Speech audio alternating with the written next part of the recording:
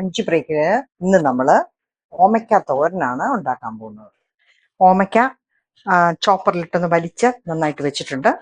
അരമുറി തേങ്ങ എടുത്തു, 2 പച്ചമുളക്, കൊച്ചു വെളുത്തുള്ളിയാണെങ്കിൽ ഞാനൊരു 10 എടുത്തു, വലിയ വെളുത്തുള്ളിയാണെങ്കിൽ 5 മതി. 1/2 ടീസ്പൂൺ ജീരകം, 1/2 ടീസ്പൂൺ മഞ്ഞൾ. ഒരു പാൻ അടുപ്പേ വെച്ച് നമുക്ക് കടുക് പൊട്ടിക്കാനായിട്ട് ഒരു 2 കരിയാപ്പിലയും കൂടെ. ഒരു പാൻ അടുപ്പിലോട്ട് വെച്ചു, ഇതിൻ്റെ അകത്തോട്ട് എണ്ണ ഒഴിച്ചിട്ടുണ്ട്. ഇനി നമുക്ക് കടുക് ഇട്ട് കൊടുക്കാം. കടുക് ഒന്ന് പൊട്ടട്ടെ. ഇനി അതിലേക്ക് നമുക്ക് കടുക് പൊട്ടിയിട്ടുണ്ട്, അതിലേക്ക് നമ്മൾ ഓമയ്ക്ക അരിഞ്ഞതിട്ട് കൊടുത്ത് ആവശ്യത്തിന് ഉപ്പ് ഇട്ട് കൊടുത്ത് ഇനി അതൊന്ന് ഇളക്കി നമുക്ക് അരപ്പൂടെ ചേർത്ത് കൊടുക്കാമേ.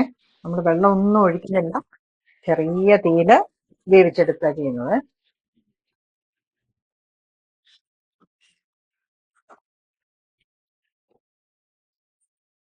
അടച്ചു വെച്ചൊന്ന് വേവട്ടെ. അപ്പൊ നല്ല ആവി വറക്കുന്ന ഓമയ്ക്ക തോരൻ റെഡി. ഇനി ഉപ്പൂടെ ഒന്ന് നോക്കിയേക്കണേ.